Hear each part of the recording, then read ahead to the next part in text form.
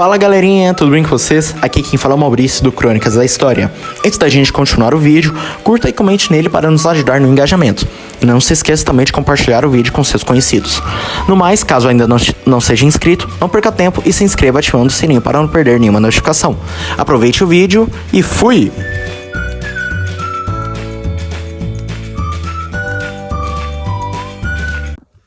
Fala galera, tudo bem com vocês? Aqui quem fala é o Maurício. E estamos aqui para o vídeo parte 2 da Guerra de Secessão.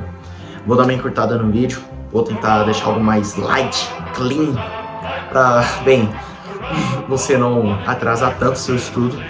Então, vamos lá. Bem, a Guerra Civil Americana vai ser empreendida por dois lados. Os Estados Confederados da América, confederados ou sulistas, e os Estados Unidos da América, nortistas ou União. Os Estados Unidos mesmo. Bem, o Norte vai ter diversas vantagens sobre o Sul. Porque eles tinham uma indústria maior, uma população maior, e também eles tinham uma marinha mais forte. Então, ó, indústria maior, população maior e marinha mais forte. E o fator da marinha mais forte vai ser expandido pelo fato da indústria forte. Por quê? Ora, porque com uma indústria forte, eles puderam construir navios muito mais rápido do que os sulistas.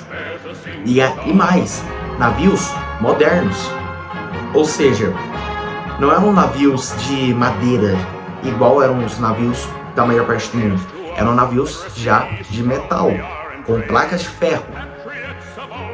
E você me pergunta, qual é a vantagem disso? Ora, muito mais resistência. E eles tinham maior poder de fogo. E isso era uma novidade na época. Tanto que a Marinha Brasileira, por mais que tivesse navios de metal, ainda assim era em maior parte constituída por navios de madeira. Ah, mas era a segunda maior marinha do mundo, só atrás do Reino Unido. Cara, se tu acredita nisso, mil perdões. Mas eu acho que você precisa estudar um pouquinho mais. Só um pouquinho. Mas enfim, relaxa, se você tiver com preguiça de pesquisar por aí, eu vou fazer um vídeo sobre os mitos da história do Brasil, meio que uma série, futuramente. Enfim, e o Sul? Bem, como eu posso falar? Se você fosse um sulista da época, com os dados que tinha-se na época e tem hoje, você notaria que aqueles que acreditavam na vitória do Sul eram muito louco e sonhador, louco e sonhador, louco e sonhador. Mas aí você me pergunta, mas por que, Maurício?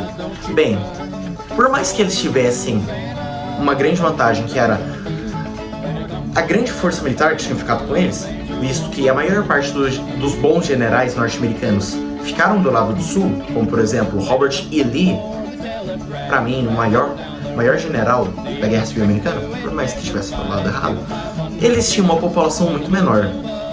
Eles tinham uma marinha muito fraca. Eles não conseguiam enfrentar de frente a frente os unionistas, ou nortistas, tanto faz. E o bloqueio naval se provou devastador para a economia do Sul. Porque, olha, a economia do Sul se baseava na venda de algodão para a Inglaterra, para a França, enfim, para os países europeus. Com o bloqueio naval, os sulistas vão acabar tendo sua principal fonte cortada.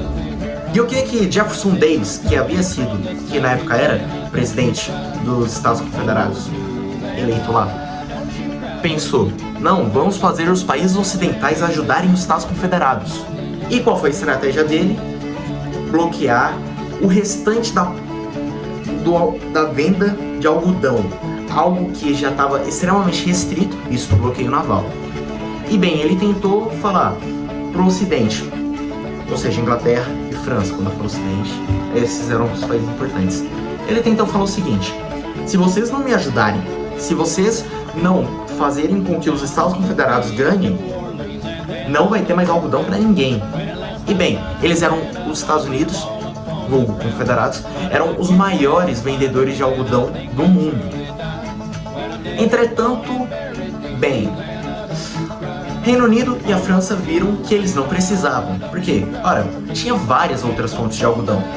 Na Palestina, por exemplo, o algodão da Galileia era muito, muito bom, tinha uma boa fama e era vendido para os europeus, quer dizer, começou a ser mais vendido para os europeus, porque antes do mercado americano encher o mercado europeu de algodão, os palestinos tinham uma boa venda de algodão, mas isso acabou com o domínio norte-americano do mercado, voltou durante a Guerra Civil, mas, enfim, depois disso, caiu de novo.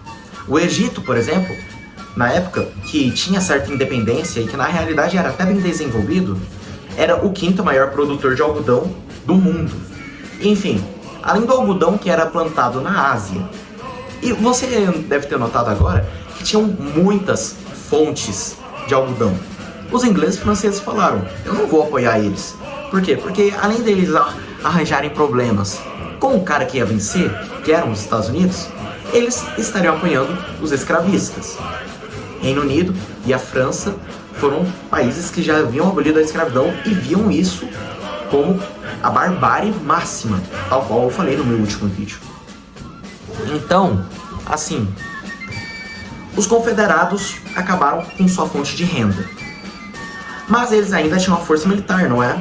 Bem, realmente, a força militar confederada foi algo que ajudou muito eles a não perderem no início. Visto que no início eles até atacavam. Eles conseguiam atacar e se defender bem. Mas não vamos colocar o boi na frente dos carros. Ó, tinham 3 frontes principais na Guerra Civil Americana. O front mais a leste, que era próximo da costa. Este front basicamente era as regiões próximas de Washington, enfim, o litoral. O front, que ficava no rio Mississippi, algo extremamente vital não apenas para as linhas ferroviárias nortistas, que eram também uma grande vantagem do norte, mas também era importante para a navegação fluvial, visto que os Estados Unidos têm potencial pra caramba em navegação fluvial e usam e abusam disso. E também tinha um front mais distante que era no extremo oeste do Texas. É, do Texas mesmo, não era dos Estados Unidos. Enfim, durante 1861 e 1862, os confederados vão bem. Eles vão conseguir ganhar a maioria das batalhas e o norte vai passar por sérios riscos. É aí que o cara que fala que a indústria e que, enfim, que a indústria não é importante, fala, viu só, um país menos industrializado vai vencer deles facilmente. Entretanto, isso é um tremendo erro, que eu vou explicar depois de beber uma água. Água tomada, vamos continuar. Bem, até 1862... desculpa, me esqueci. Bem, por que o norte vai começar a ganhar? Não é apenas por causa da derrota destruidora em Gettysburg. Não é por causa disso. Não apenas, claro. Mas porque o norte tem uma indústria maior e uma população maior. Ora, se o norte perdia, 1.000 rifles, com sua indústria eles produziam mais outros 1.000. Se eles perdiam 2 navios, eles conseguiam produzir mais 10 navios. Agora, se o sul perdia 5 rifles, eles não vão poder repor esses 5 rifles. Se eles perdem 10.000 rifles, acabou, não vai ter mais rifle. Se eles perdem 2 navios, eles não conseguem produzir. Por quê? Porque o foco deles era o algodão. Eles não tinham indústrias propriamente ditas. Mas tinham fábricas no leste da Virgínia. Cara, aquelas fábricas não eram de fato fábricas. As fábricas que tinham no sul eram manufaturas. Algo que se assemelhava ao final do século XVIII. E que também tinha a maior parte da produção escravista. Até nisso tinha escravidão. E a escravidão não é análoga à industrialização, pelo contrário, ela é contrária por N fatores que no vídeo de Revolução Industrial, quem sabe eu explico. Enfim, com uma indústria menor, o Sul vai começar a perder. E essa derrocada do Sul começa em 1863. na Batalha de Gettysburg. Só deixa eu pegar aqui.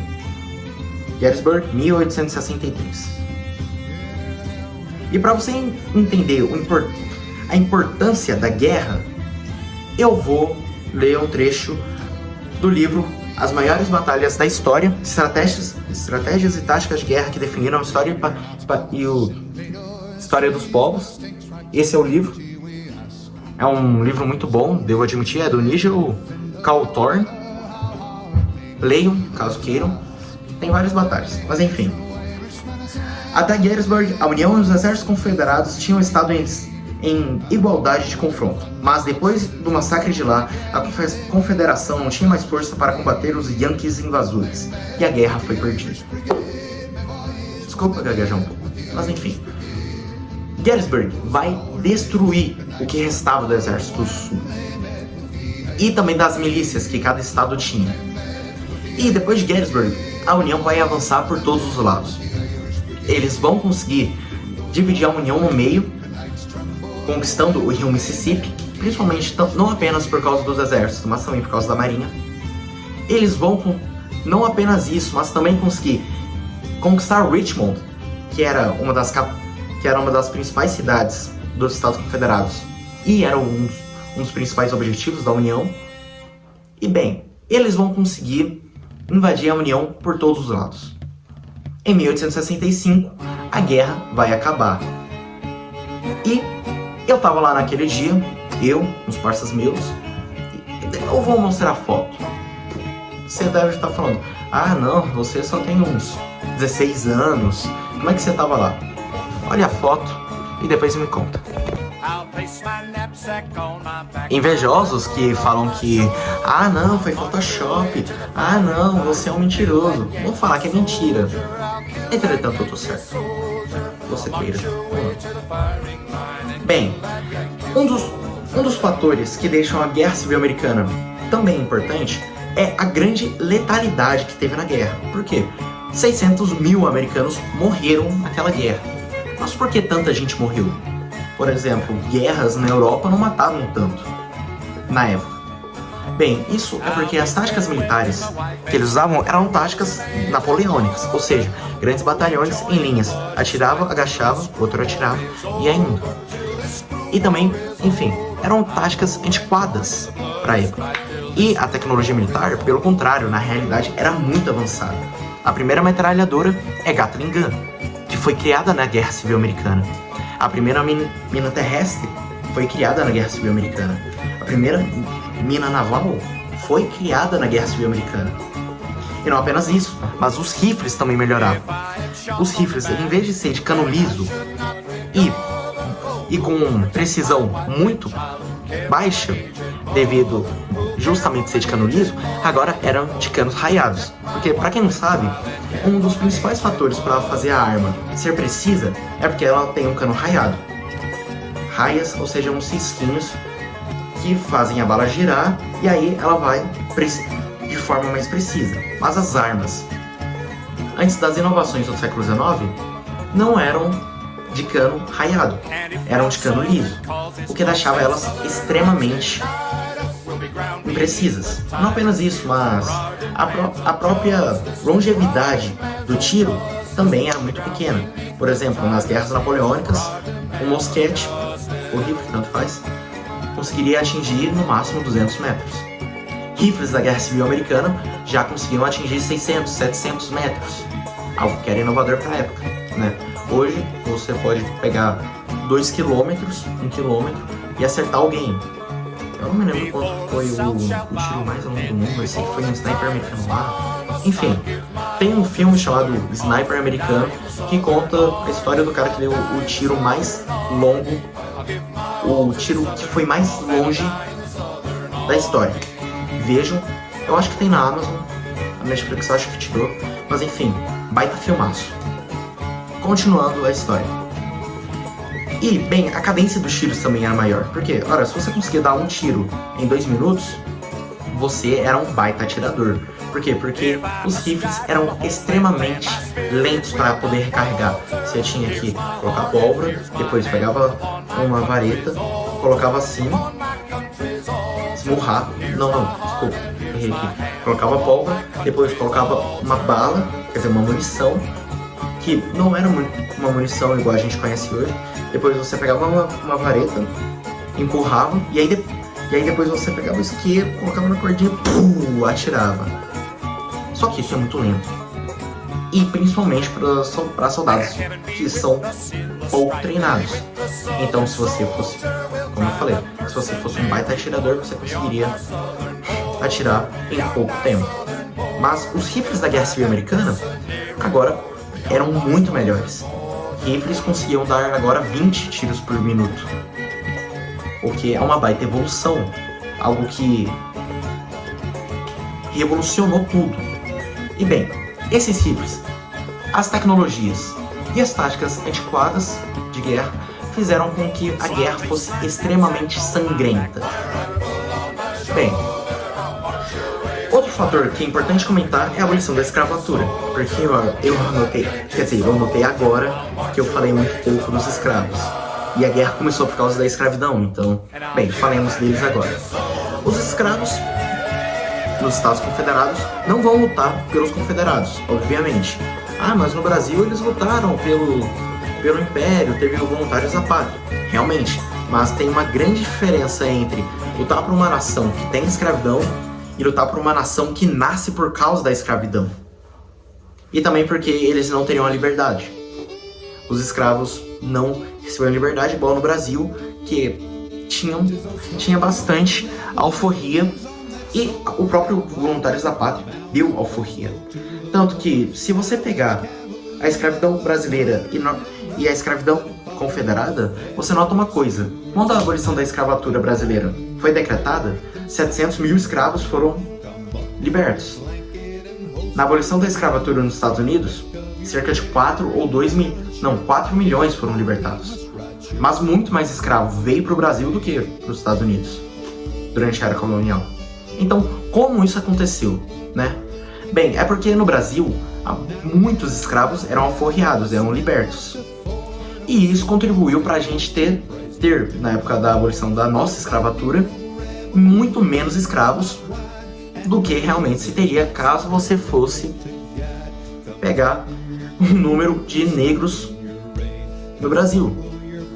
Enfim, o Brasil sempre foi um país com uma maioria negra ou parda, tanto que quando tem um português que escreveu que estaria deixando para trás uma nação formada de escravos, alguma coisa assim. Depois eu procuro, se for fake news, faço um vídeo aqui, me desculpa. Mas enfim, os confederados vão enfrentar um grande problema, que é a fuga de escravos. Porque quando começa a guerra, os escravos começam a fugir das fazendas confederadas. Isso vai se intensificar ainda mais na proclamação da emancipação dos escravos em 1863, quando Lincoln aboliu a escravidão.